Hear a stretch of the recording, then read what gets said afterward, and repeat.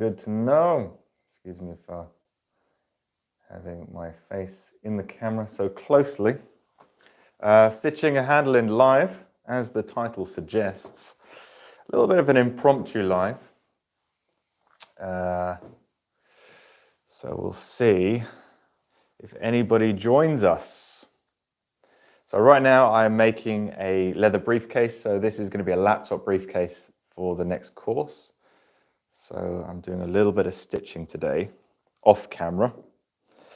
So I thought I would share with you guys. Hello, Philip.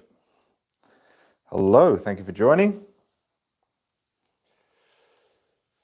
So comments arrive and then disappear shortly afterwards, which is really strange. If anybody watches this and knows how to keep comments, hola from Spain, hola.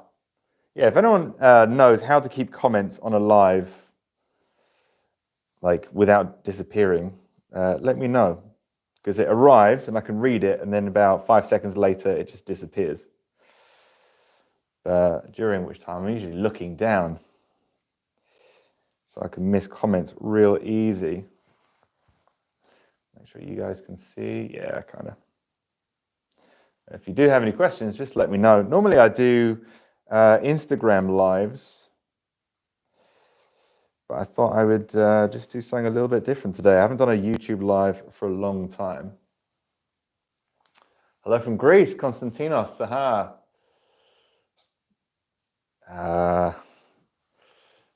Tried making that lined card wallet and screwed up totally. Oh no. Well, email me and we'll have a chat. Was that Canada? All the comments disappear a few seconds after the last one. See, this is the only thing I don't like about YouTube lives. Is you just can't interact unless you're looking at the screen all the time. Because right now there's no comments on it. As soon as someone comments, they all come back, which is really weird. But Konstantinos, I'll actually be in Greece next month. I'll be in Santorini, so not mainland Greece, unfortunately. But yeah, I'll be scuba diving there. I'll be doing my advanced divers course and sampling the delights of Santorini at the same time.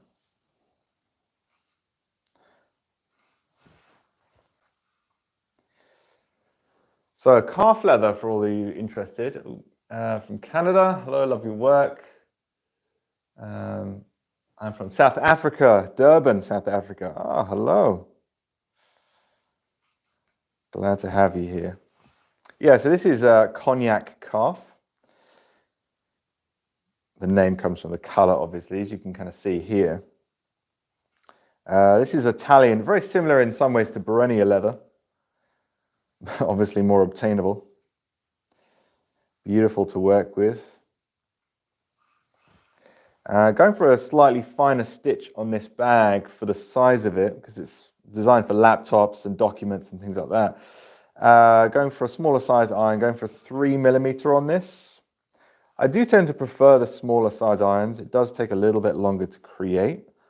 But of course, anybody who's going to do this, follow this video course, then you can choose virtually whatever bricking iron size you desire. Just let me know if you can hear me okay, guys. I have an external mic on there because actually quite far away from the camera. So I just want to double check you guys can hear me okay on there.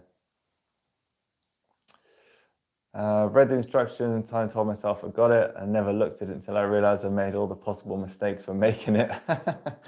Audio is fine, good. Punching on the wrong side, using the wrong glue. Yeah, you gotta follow the instructions carefully. But I know what you mean. I can be guilty of this. I think we can all be guilty of the same thing. You get excited, you think, yeah, I got this, and then sometimes you just miss a little bit of the crucial information in the instructions.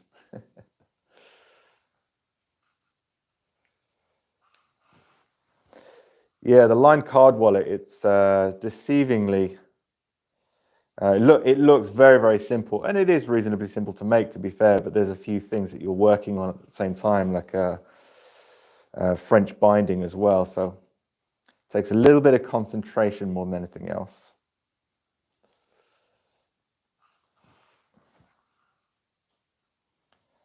So I've got 1.5 arm spans of thread here. So it does take a little bit longer to stitch in the initial stages until I get to my my usual wing span. Although if I touch the comments, it stays for a bit. Did the same thing with my tool roll when I was making it. Perfect for a left-handed person.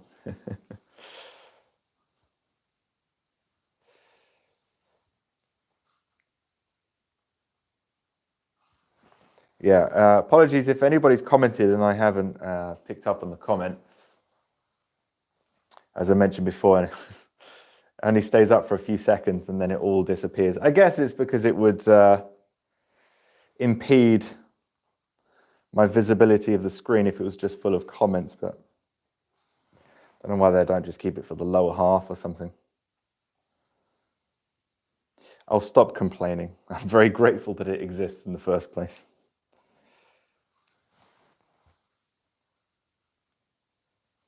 Something about off-white stitching with tan.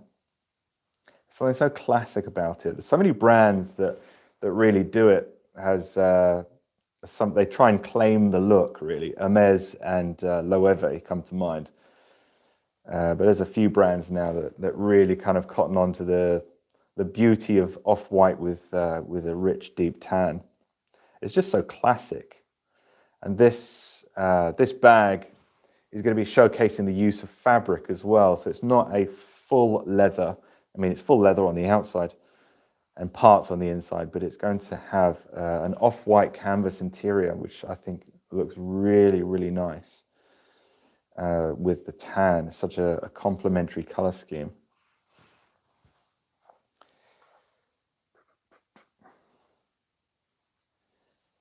Yeah, I think it's one of my favorite comments. Light tan and yellow is quite nice.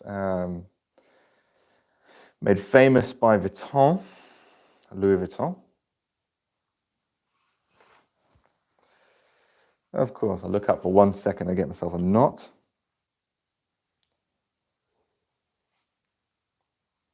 Oh, particularly bad one as well. So this is the great thing about lives, is it gives you a chance to make all your mistakes. So if you haven't made a mistake for a while, put live on. Don't pay attention for 2 seconds. Oh, this is a terrible one as well. Let's move this up.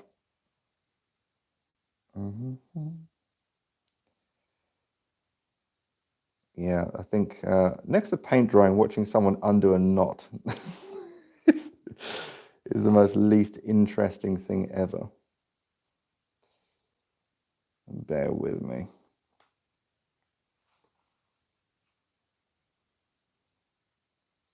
I'm going to give myself about 60 seconds and then I'm just going to go off camera because this is an absolute rat's nest.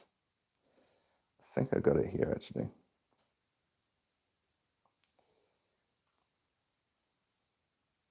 How on earth did that happen?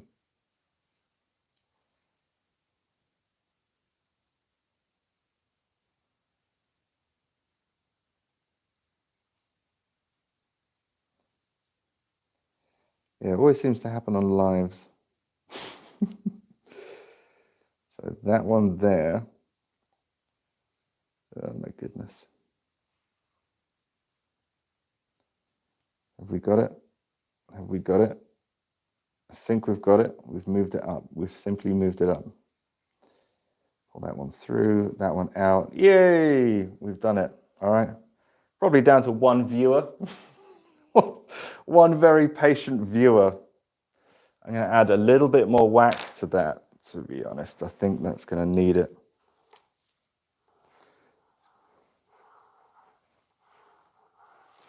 It's getting a bit warm in here. Alexa, turn off electric heater. Okay. Just a little bit more wax, might be because it was a little dry. Too much wax and it knots a lot. Too little and it can do the same thing because the thread is a little bit soft. I think you have the option of scrolling through from your side. Yeah, I do. If I touch the screen, it appears, and then I've got 5 seconds to read, and then I've got to touch the screen again. Can you give me some tips to avoid spilling my edge paint Giardini on the surface of the leather when trying to paint the actual edge? I'd appreciate it very much. Well, outside of due care and attention, there are some things you can do. Number one, if you're using a leather that's very susceptible to edge paint, for example, untreated veg tan, then, I mean, if you're going to wax the leather in the first place anyway, I'd probably go ahead and wax everything before cutting it out. That way, if there's any edge paint that spills on there, you can simply wipe it off, but test that first. For chrome tan leather, especially very heavily grained leathers where there's a lot of pores in there, especially if you're using a light leather and dark edge paint, for example, black, it's really difficult to get it out, even if you get it immediately with the damp cloth. So I would say if it's a very delicate part, what you could do is cut out your leather with masking tape near the edges. So you're actually trimming the leather, cutting through the masking tape. Hopefully you pick up what I'm saying here. And then you can do your edge paint. And then once you've got, you know, 1 or 2 layers on, you could just peel it off the sides and it's completely clean. So any drips, obviously it just goes on to the masking tape. Not ideal, but just a couple of things there. Hi from Romania. Oh, someone literally just said, Christian Stanker, use masking tape to cover the very few centimeters from the edge and leave just about 1 millimeter from the edge. Oh, there you go. Great minds think alike, Christian. Oh, by the way, Christian, the tool wall that you put up on the forum, on the Leathercraft Masterclass forum, I don't think I've seen that before. That's absolutely beautiful work. Did you actually use real brass and leather on the edges and stuff like that? Because it doesn't look like you did the technique I did in the course with the foil. It looks like literally solid brass. That's really cool, especially with the striped fabric from the very traditional trunks. Think of the late 1800s. It reminds me of some of those that I've seen. They look really good.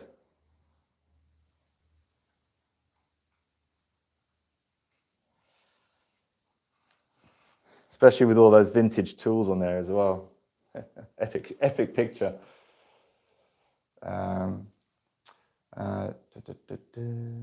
Tap the tape with your fingers a few times to take the excess glue off so it doesn't take off any of the leather. Yeah, crepe rubber is another way to get it off if it gets on there and you let it dry, of course. If ever I get a blob on leather, the immediate thing is to try and take it off. But if you've got a thick blob, a thick amount of edge paint, it's much easier to take off than a smear, especially if it really gets into the pores. So sometimes if you get a blob on there, you're just going to have to kind of just walk away until it's fully dried. And I do mean fully dried. And then some crepe rubber can kind of take it all off in one. Even if some of it goes into the pores, it will just pull it back out. So it's not an ideal situation, but it's one of those things. It comes with practice. You'll eventually know when something's about to drip or when something could drip.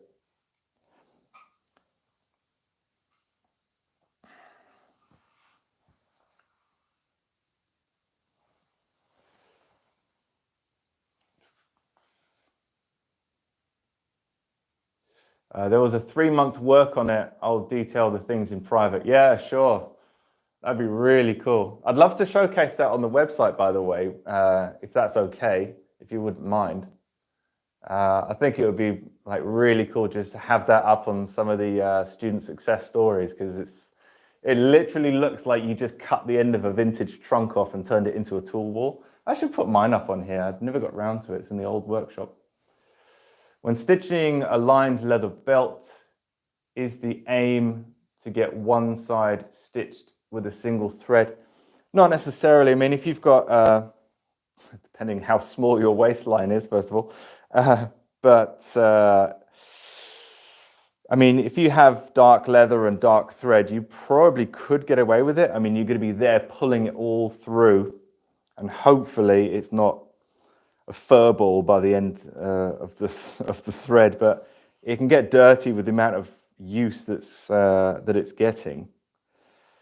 But I don't tend to do that. No, I take an arm span's worth of thread, and then I finish the end using a technique that hides it so that you can't see where one ends and another starts.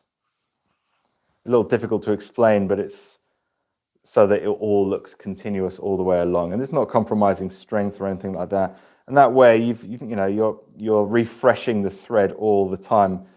If you're using a light-colored thread like this, and you're pulling it through leather, and you're handling it with your hands, even with clean hands, it just starts to pick up dirt towards the end and dust and things like that. And the thread begins to fray because, of course, all this near the needle is going through every single hole all the time. So it's constantly getting rubbed and pulled. So it's not an ideal situation. I do have a belt making course, making a raised belt, making a raised belt, a switch buckle belt. I detail all that in the course, which you may be interested in watching. I'm not sure if you're a student or not. It's called the Bespoke Switch Buckle Belt. And in that one, I use crocodile.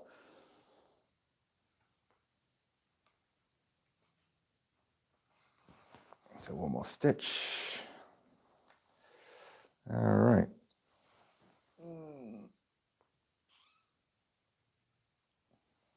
What's the technique called? I don't actually know if it's called a technique. It's something that I made up.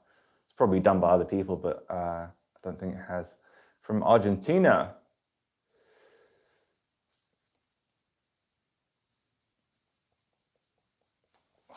This keeps refreshing.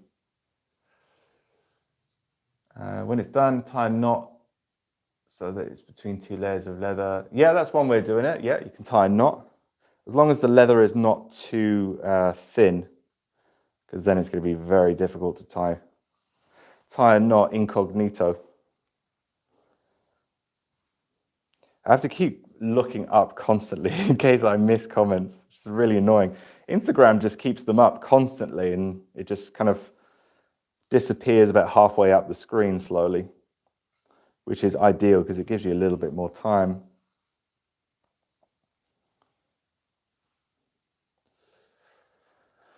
Ooh, it's actually quite warm in here, 17 degrees outside today. That's Celsius. Be a bit cold if that was Fahrenheit.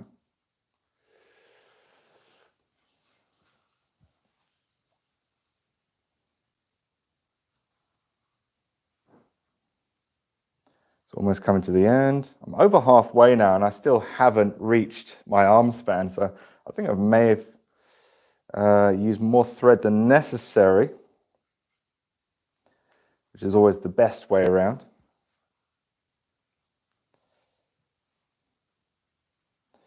So on the next handle, I might not need to use as much.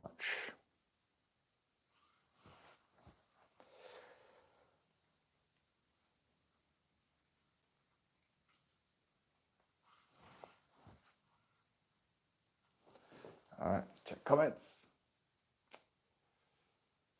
It's quite possible to get the same quality of stitching when punching through all layers of leather at once compared to using obverse and reverse. Oh, is it possible? You're saying it is.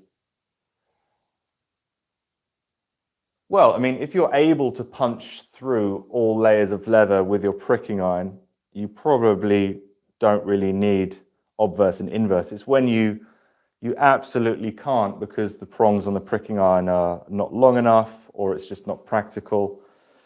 It's a bit more of a niche situation using obverse and reverse pricking irons together.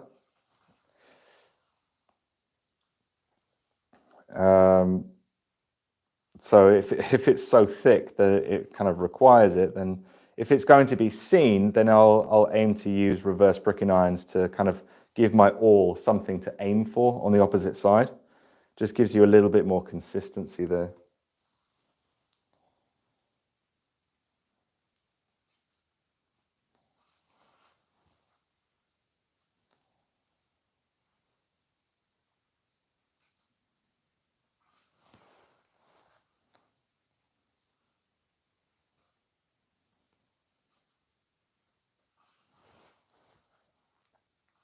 And there was another question. I'd say no, I've tried too long to get satisfactory stitching by punching through all at once. And I think it's time to give up hope with that method. Are you using an awl as well? I mean, initially your awl use isn't going to be that great, but once you get going. Cool. All right, almost done. I'm going to let these hang for a second in case they've built up any twist. Thanks for joining in, guys. It's quite a lot of chat on here, more than Instagram, which is ironic. I've got several times the number of followers on Instagram than YouTube. But lately, Instagram's been a bit dry. I don't know why. So I'm giving YouTube another try. And it's good to see a community of people sharing ideas and asking questions and interacting. It's I really like that. It really makes doing lives pleasurable when people are talking. Some lives I've done is almost 100 people on it on Instagram, and no one's saying much. It's becoming a bit more of a voyeur place to be rather than an interacting place to be, perhaps. I don't know.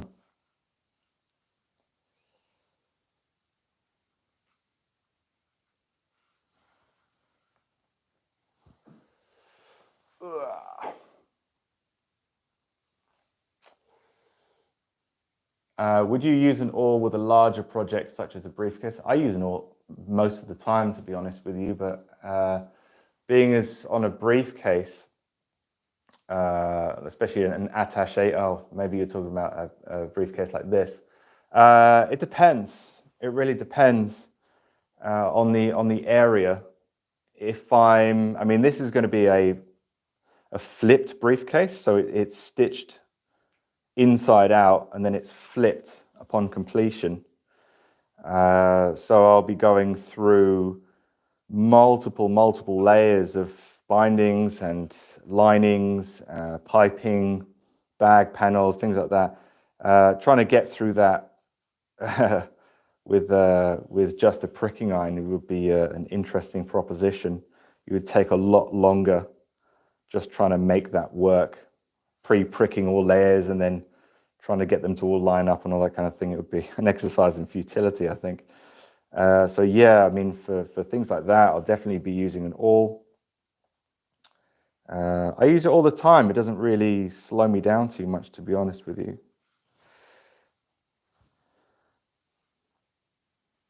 But definitely on something thick. Maybe not on a watch strap or, on a belt, on a lined belt, for example.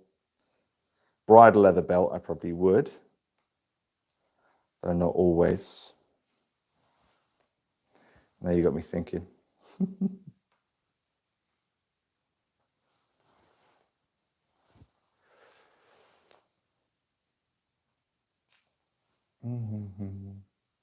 Hey, fellow kids, hit that like. Actually does seem to make a difference on YouTube. Do I use beeswax when saddle stitching? Yes, I do. Yeah, I mean, I don't really ask people to subscribe anymore. that doesn't seem to make a difference. I mean, the amount of times I've watched a video on YouTube and then it comes up in my explore page, like all their content for the longest time, or if I've liked a video, it stays in my feed for the longest time. And there's loads of people that I've subscribed to on YouTube. And even when they come out with a new video, I don't always see their stuff. So I don't know if, I appreciate people if they do subscribe. But yeah, liking definitely makes a lot of difference. It just lets YouTube know that you've got interesting content. So it's a good way to get feedback. So, anything that gets lots of likes initially tends to do well overall. Encourages us to create good content, obviously. That's a big difference.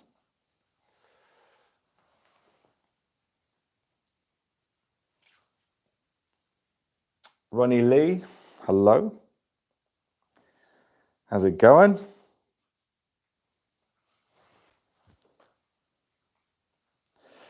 So I'll show you guys what I'm doing right now. So that's what I've been stitching in the live. So I'll be stitching in the ends afterwards to the actual bag panel using a template.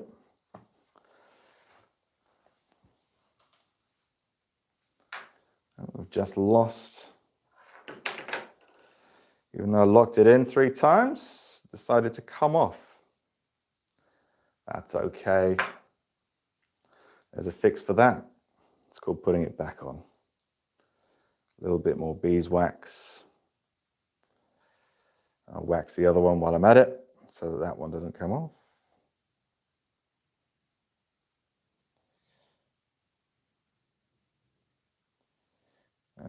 Lock it in 4 times on this one.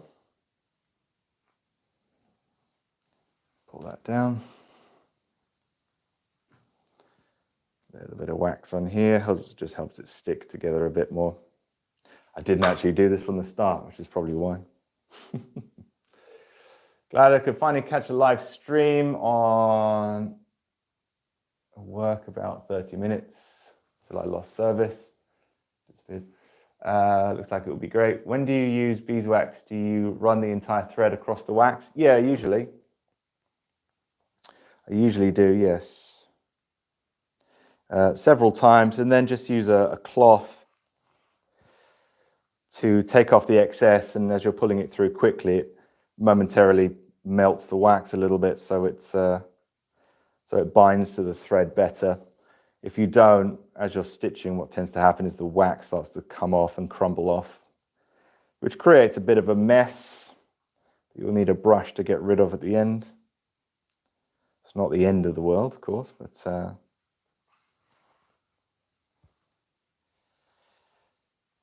yeah, that's what I normally do.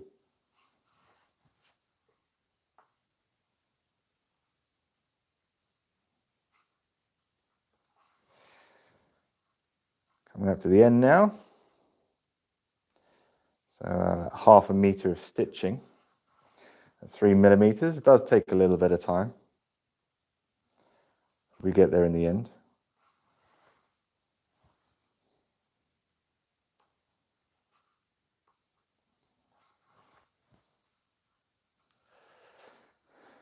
And the last part.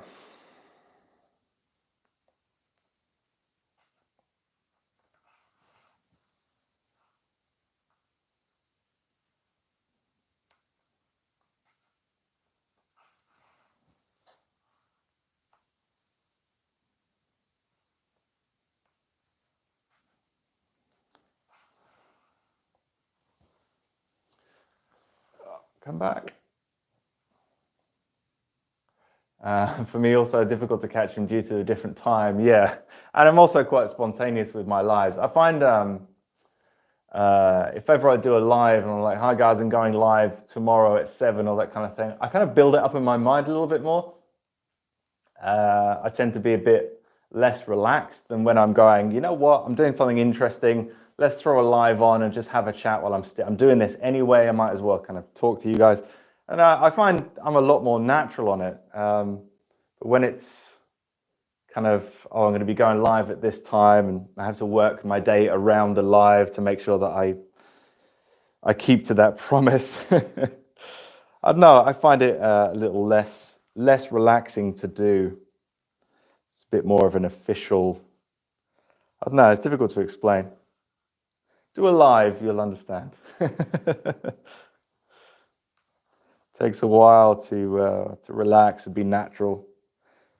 You know, especially if you're looking at the number count. It's over 100 people around the world are watching your every move, and mistakes happen, right, that you can't foresee. It's not like I can do any editing.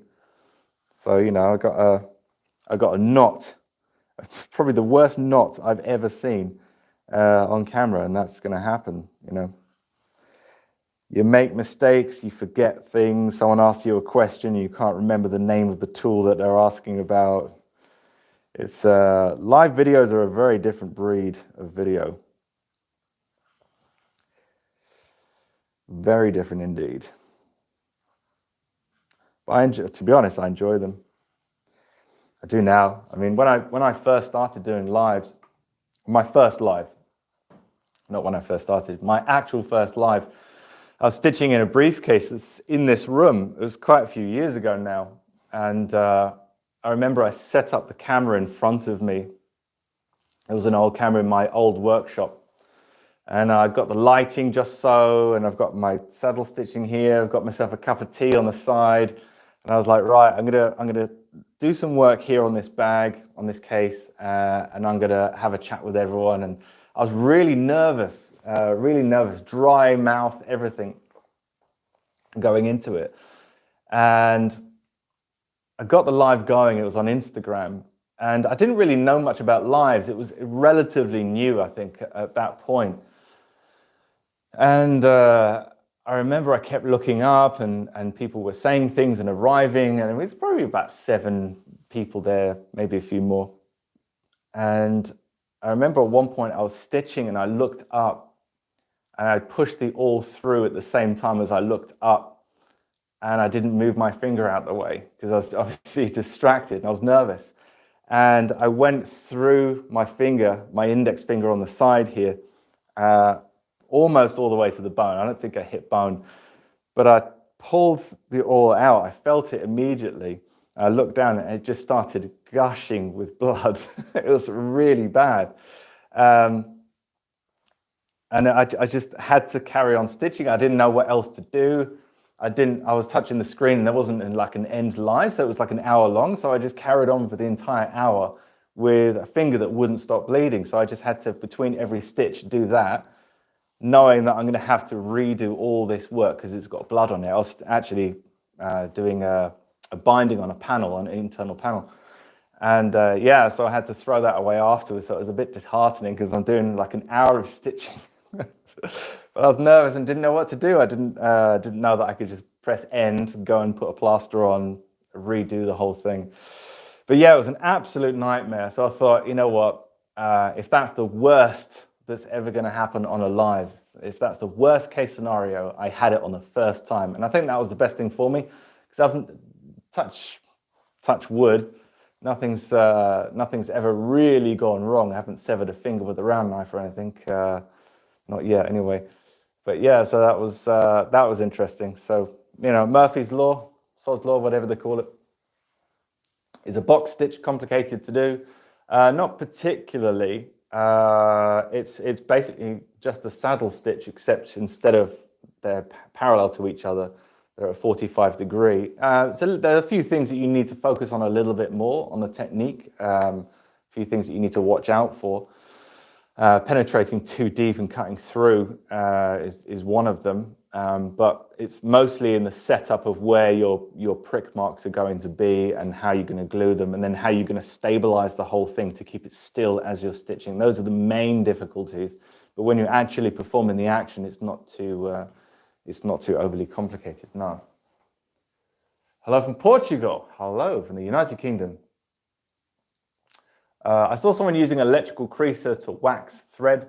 Well, yeah, I mean, you pull it through your wax, and then you can use, I use sometimes the wax spatula, or I use the ironing tip. But I have seen people using the actual head of the creaser, the groove that you have in your creaser that you push through. But I mean, you're going to have wax dripping down onto the element, and you've got to get that wax off, because if you then go onto some of your leather, you've got hot wax coming off it.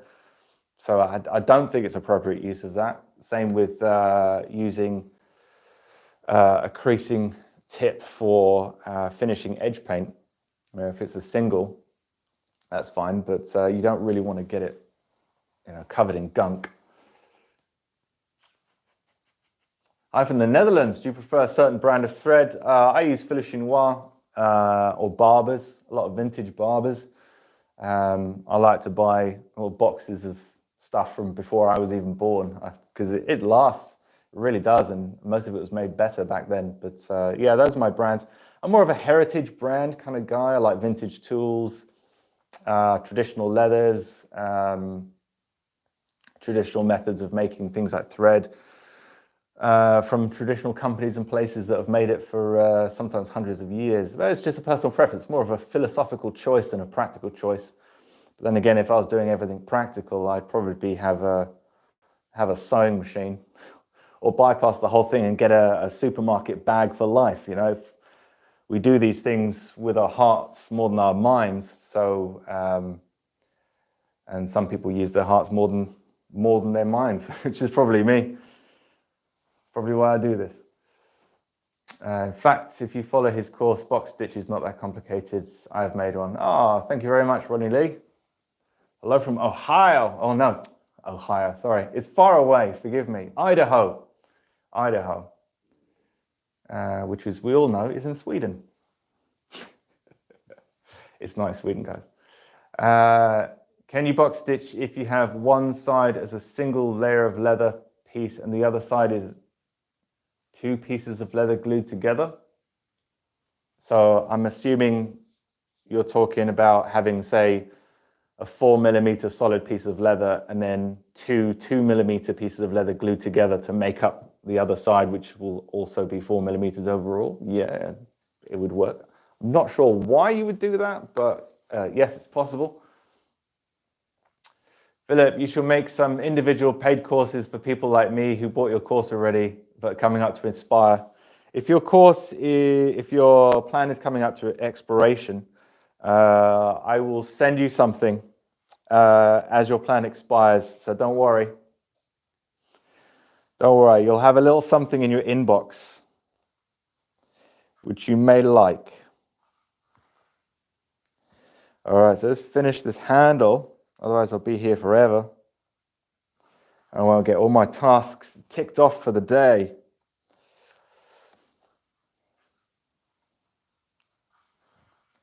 So just a few more stitches.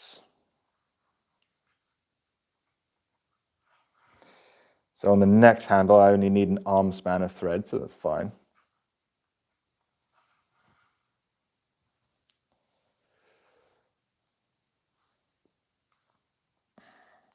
It's warm today, but it looks like it's going to rain. Such is springtime in the UK.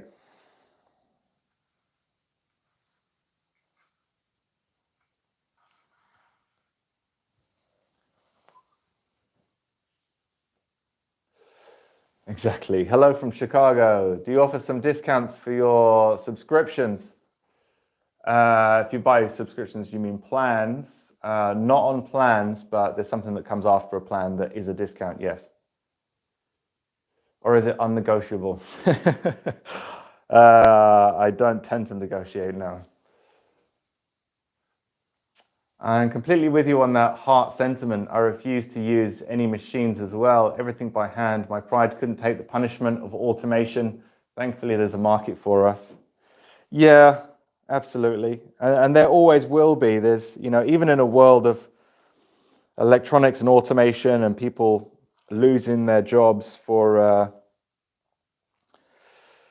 machines, there is always a market for craftsmanship, because it's that human element that can't be replicated. Even if you not that you can, but even if you could fully automate a bag being made from start to finish without the human touch at any point, a lot of people wouldn't like it, and other companies would differentiate their product by saying, well, you know, at least we pushed it through the machine, hand sewn, aka. Yeah, there's always going to be that human element, because we tend to like things that skilled people made, or anything that took somebody a long time to do, we appreciate automatically more. And if it took them a long time to do and many years to train to enable to do that one thing, then we regard it even higher, you know, whether it's handmade watches or handmade motor cars, like Morgans and things like that. Even if you don't like it, you can really appreciate the craftsmanship and the skill that goes into it. And it's the same, in my opinion, with things like leatherwork and many different crafts. It's that human element that you can't change. I mean, it's the whole point, isn't it? Here where I am in the USA, it's going to be 75 degrees Fahrenheit. But that might change because I have noticed that the weather is like that nowadays. Yeah, I have no idea about Fahrenheit, unfortunately. I remember going to California once and it was 110 degrees Fahrenheit. I remember that was hot. I was young at the time, 15. And I remember putting my foot on the road and twisting it, and you could see my footprint in the asphalt, in the tarmac. Cool, so here we go. It doesn't look like much on this phone camera on a live, but that's what I've been stitching in today, this part here. It's a rolled handle, but it's not like a regular rolled handle rolled around the core. This is rolled around a strip, so it's a new design I've come up with. I didn't invent the design. I'm sure it's been done. I haven't seen it, but that's, you know, it's a much simpler way of making a rolled handle, much easier to do, requires no jig to do, to cut, to mold, to stitch, to crease, or anything like that. So that's the idea of something a little bit new. Let me scooch down a little bit so you can see me.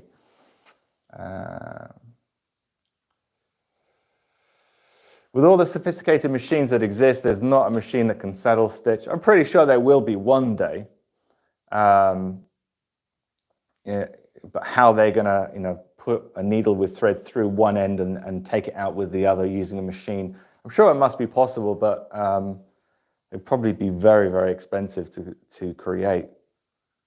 Yeah, interesting. I mean, everything's going to be possible at some point.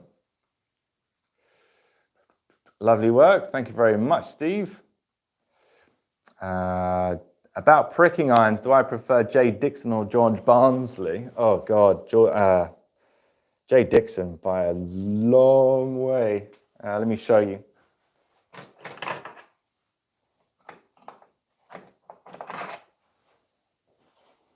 So there's this is a new old stock pricking iron. This was made by Jay Dixon right before the factory close. There's two of them actually at different sizes. So they're brand spanking new, and I got them a couple of years ago. Never used, and you can see they're absolutely immaculate. I've only used them a couple of times, to be honest. But really good. You can see it's handmade. But the George Barnsley one, I mean, by contrast, you can see how wide those prongs are. So if you're using like a really thick thread, making a briefcase, for example, you're going to get really extreme angles on there, which I really enjoy. That real traditional hand-stitched look that, again, just can't be replicated by a machine. Not at that extreme angle anyway. The George Barnsley, by contrast, if you can see there, is only about just over 1 millimeter wide. All it's really doing is marking the leather, which you then chase with an awl. They're not as well made, not as well finished. It has a nice impression in there of the George Barnsley and Sons, Sheffield, England. But I hate to say this, but they are pretty garbage, to be honest with you. They can be used. Yes, very expensive. Love your work. Thank you, Lotta. AI is going to do saddle stitching. Yeah, I mean, first of all, anything's possible. If they put their minds to it, I'm sure engineers could come up with a way of doing it. Whether there is a market for it, because I'm pretty sure it would slow down the process a bit. But whether there's a market for it, that would be interesting, because I don't think just because it's saddle stitch that a market will want it. Most people, saddle stitching sells more because it needs the human element in it. I don't think saddle stitching sells more on its own merits just because it's technically stronger than machine stitching. I think the whole point is saddle stitching is so closely associated with hand stitching, and it's the hand stitching is the unique selling point, is the one that we like because it involves skill.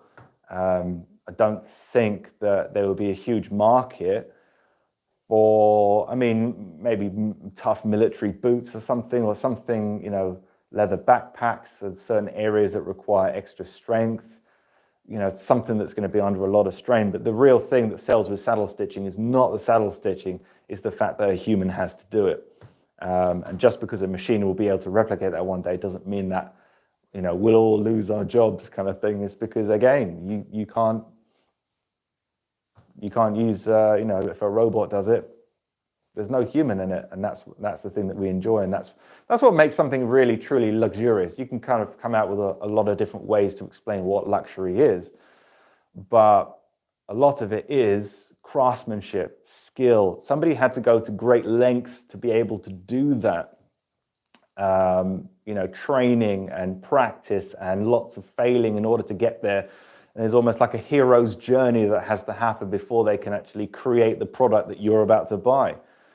You know, if I like buying shoes from UK companies that still hand make shoes. And when I say shoes, boots, I'm exclusively a boot guy, but I like going on the website and seeing pictures of some of these old boys who've been doing the same job for 28 years, you know, stitching in the Goodyear welt, or, you know, putting in a patina on the end of on the toe, or, you know, all these guys. I love that. And if I found out they were automated, I would immediately stop buying them. If it was outsourced to somewhere else and it was just, you know, it was hardly anybody touched it except taking it off the conveyor belt kind of thing, I would stop buying it. I seriously wouldn't pay that kind of money for them in the first place.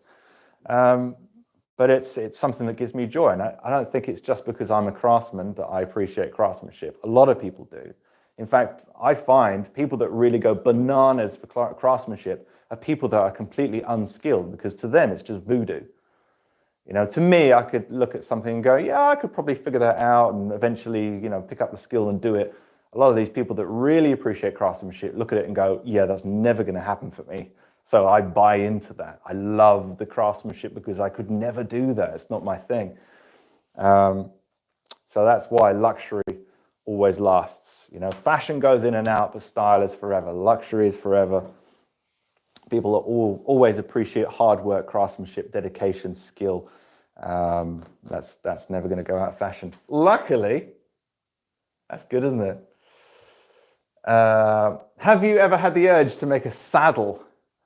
An actual saddle? I would love to. I'm sure it's a lot of hard work. I'm sure I'd have burning forearms and hands by the end of it, because the amount of physical labor involved in making some of these things is absolutely insane. You need, you know, pretty strong hands for doing what some of these boys and girls are actually doing. But yeah, because it's one of those things. It's more like building site construction compared to cabinet making. If you're going a woodworking version, if you look at saddle making compared to making wallets, it's a much larger scale, usually a little bit less finesse, depending on the saddle maker itself. But it's just, it would be an eye-opening foray into absolute construction, and you've got to think several chess moves ahead when making saddles. So I really do appreciate seeing people, and shoes is like that as well, but nothing as big as saddles. Yeah, so it's really cool. Yeah, I like that. Funny you mentioned that. I burned through the machine stitching on my military boots over many years in the field, and then hand stitched new leather onto them, holding up so much nicer. Yeah, I've got some military boots, UK military boots. They're great for hiking, stuff like that. Gore-Tex ones. I can't remember the brand that makes them, but yeah, any repairs on them or anything like that, yeah, I usually crack out the needle and thread. Cool. All right, guys. Well, thank you for joining me. I really appreciate the time chatting with me. It's really cool to see so much interaction. It's way more than Instagram, which is interesting. Yeah, if you want to see more content, don't forget to follow me on Instagram. And I'd really appreciate a like. That would really help. You don't have to subscribe if you don't want to, if you don't want to see any more of these videos. But if you enjoyed hanging out with me, if you picked up any tips or anything like that, then just give me a like. And if you want to subscribe, feel free. Always appreciated. Thanks a lot, and I will see you guys next time. Cheers.